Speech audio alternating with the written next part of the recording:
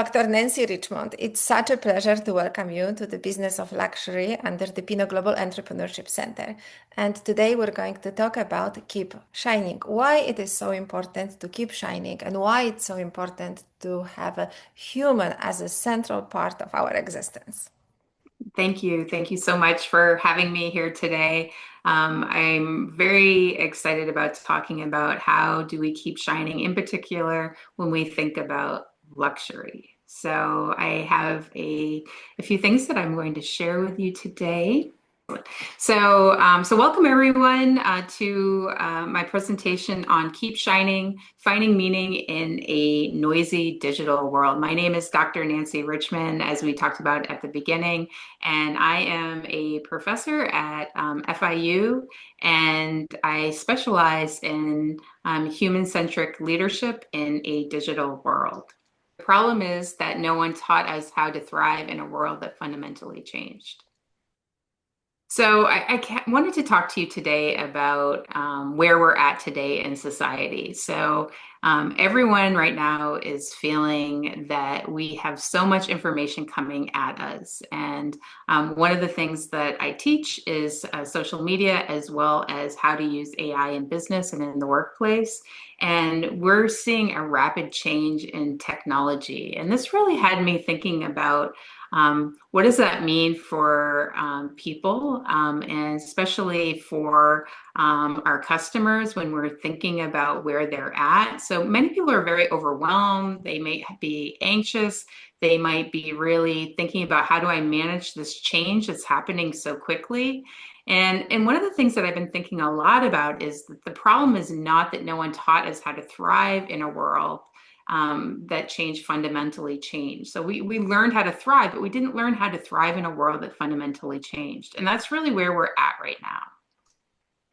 So I was fortunate to have an opportunity to travel to Bhutan, and Bhutan is a very special place because they really came up with the gross national happiness index, which measures the country's happiness, health, and well-being.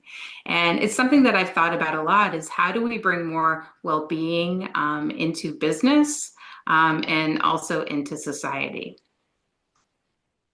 So when looking at well-being and looking at happiness, I developed this Keep Shining framework. And so you'll see here for the keep, it's kindness, explore, empower, and purpose. And I really want to just talk about fundamentally what that really looks at. And it really looks at how we take care of ourselves internally, right? So how do we shine our inner light within? So nurturing our inner light is critically important so that we can later shine in the world. And when we're thinking about luxury, we do a lot of this with luxury when we're thinking about wellness, well-being, and taking care of ourselves. That self-kindness piece is very, very important. But the other piece that's important for when we're thinking about luxury is the meaning. And people are looking to explore ways to find meaning, to feel empowered by different meaning in their lives and in their experiences and also in their products. So I really wanted to share my travel experience with you. And when I think about luxury, true luxury begins with having the self-kindness to live in alignment with what matters most. And for what really matters most to me is really having the opportunity to be in nature, to have the opportunity to travel, to experience meeting new people. But what that means for different people is going to be different depending on where they are. This is actually Bhutan. This is an amazing tiger's nest that I had an opportunity to hike up. Just a funny little story is that, I really hadn't practiced in hiking at all before I went on this trip. And, and ended up being a very, very steep, steep hike, as well as a really interesting experience. Once I got there, there were a lot of travelers. They'd actually been training for months to hike up this mountain, and I actually hadn't really done anything to hike up this mountain. And living in Florida, Which is Uh, completely and flat, right? it was completely flat, no hills, no mountains, and I ended up doing this. And during the hike, the person who was with me, he was my guide, and he kept saying, you don't give up. And I said, I don't give up. I'm gonna keep shining, right? I'm gonna keep moving. And so I continued moving, and that's really the empowerment piece, like what empowers us to reach our goals and to get to the top, and also what is that purpose piece of it. And for me, that purpose really is just having an opportunity to experience the world, and that's going to be different for different people. The moments that people remember most are the ones that change how we relate to themselves and into others. And I just experiencing the people here. There were these really cool luxury tents that I had an opportunity to stay in, and it really was a very amazing experience, but also it helped me really reflect on my own meaning, and thinking about taking a break as well for myself, to really give myself to recharge and to do what it is that I wanted to do. I agree with you 100%. And I think what we try to do in our series is really to reach out to so many people at so many different levels to really bring them together and understand what luxury really means, because luxury means a different thing for different people. Of course, it's not about, how much money we spend or what do we own, but, about the kindness as well. And I love what you say here about the moments that people remember. Um, are the ones that change how we relate to themselves and to others. And I think actually our life is, kind of a collection of those moments that we remember that are really important for us. And taking that back a little bit to the business of luxury, I think a lot of brands want to be part of that, because especially in the luxury hospitality, when they are part of that moment, that really changes our lives and how they really contribute to that.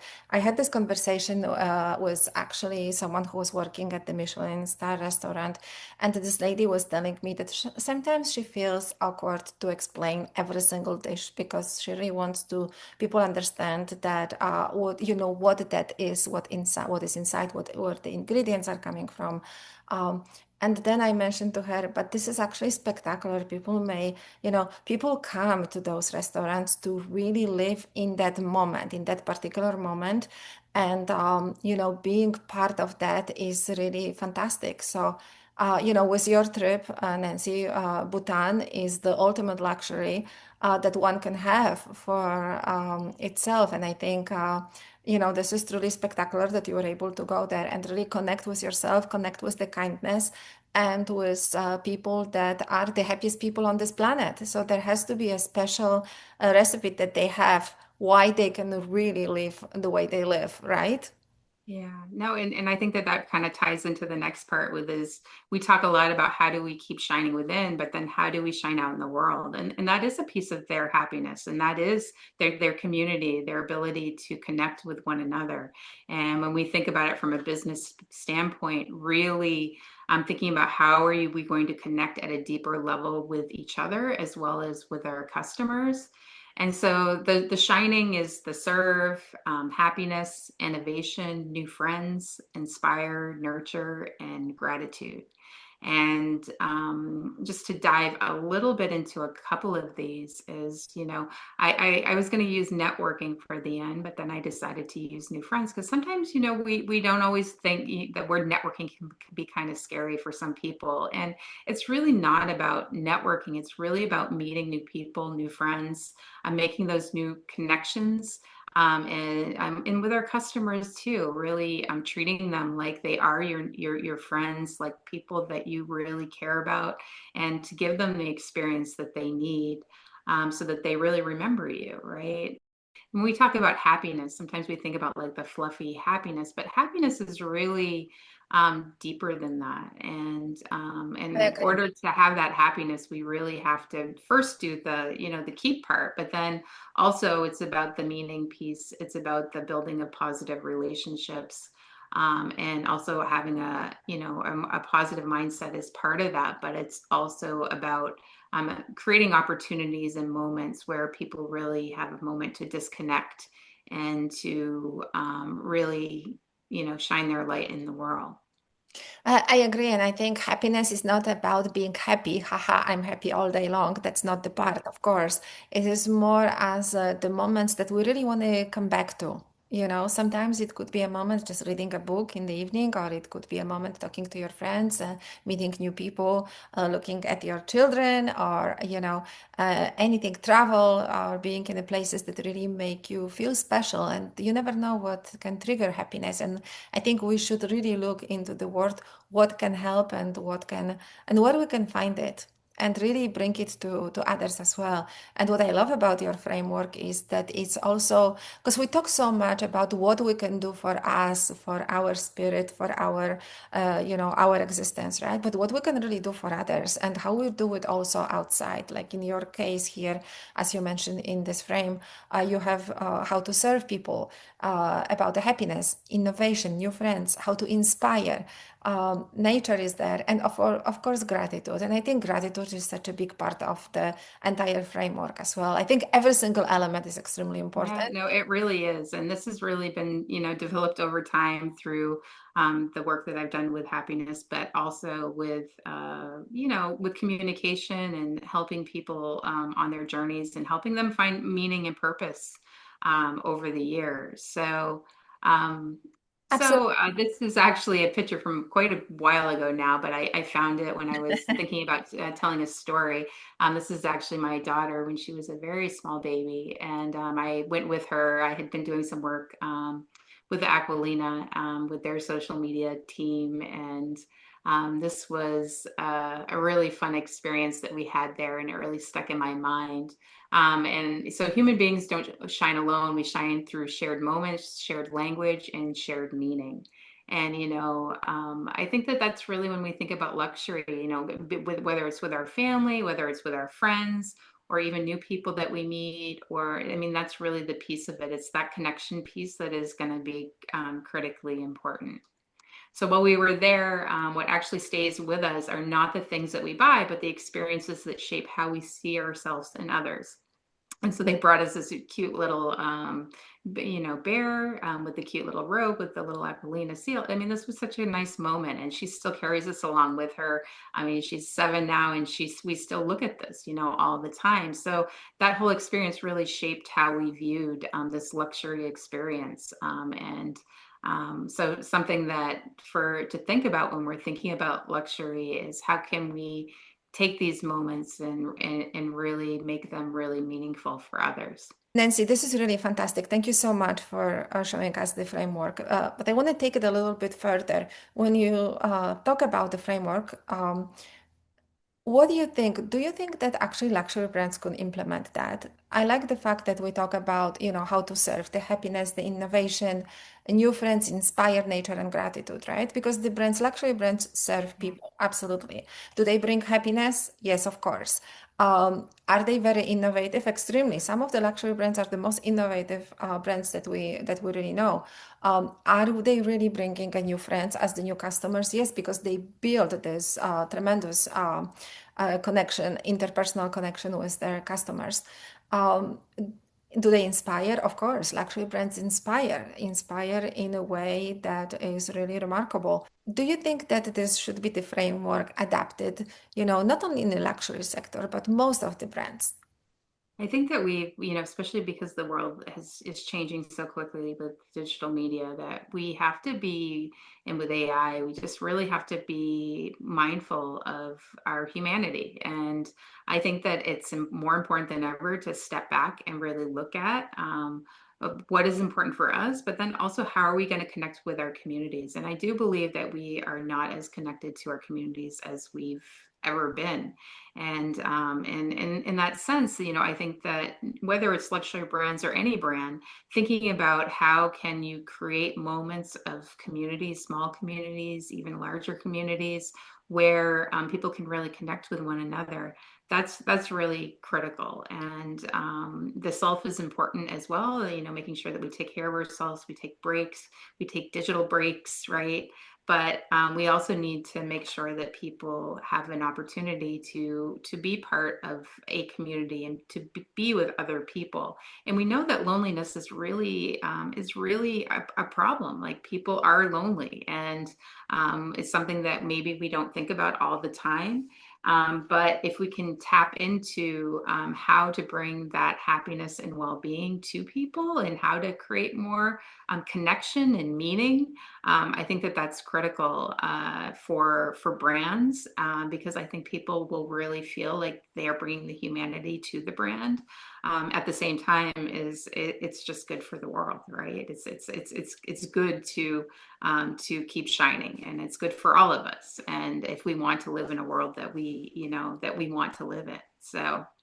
That is very true. And we see more and more brands are really actually limiting the use of the cell phones in their facilities because they don't want the pictures anymore. They want people to really stay there, connect, talk to each other. It's not about the picture and posting that online. And I think that's actually a very good thing. They're coming back and bringing that connection and well, human connection together. No longer, just spend time online. And I think having such a access to online created a huge loneliness that we did not really anticipate that it was going to be what it is right now. Yeah. And I think we And will. it's a real struggle, whether, and it's just, it's a human struggle, right? And I think that, it's Absolutely. very easy for all of us to be on our phones and just not to use that as a digital divide, right? Between what's happening in real life versus what's happening online. And then we're not having those one-on-one experiences. And so brands figuring out how to balance that is going to be really important. And I do think that the more fake information there is online, all of these, I think that people are going to be like, wait, we really want the human piece. Is this real? Is it not real? And that's definitely going to be something that brands are going to have to navigate, because um, people dislike it when things change too quickly, and it's changing extremely fast. And so some of the early adapters might be okay with AI videos or AI photos, but some people are just going to say, no, we don't want that, right? And so how do you navigate that? And I don't know that I have the answers, but I know it's something that brands are going to have to work with. And I do think if they can step back and they can use this Keep Shining framework, it certainly can help them really think about what their customers are looking for. Absolutely, I agree. This is really fantastic. Well, thank you so much, Nancy. We're going Thank to you. check Thank you. back with you to see, how you are doing with developing the framework moving forward, of course, and with your book that's coming up just in a few months, right? Or a few weeks. Great. Yes. Thank you. Thank you so Thank you much. so much. Thank you.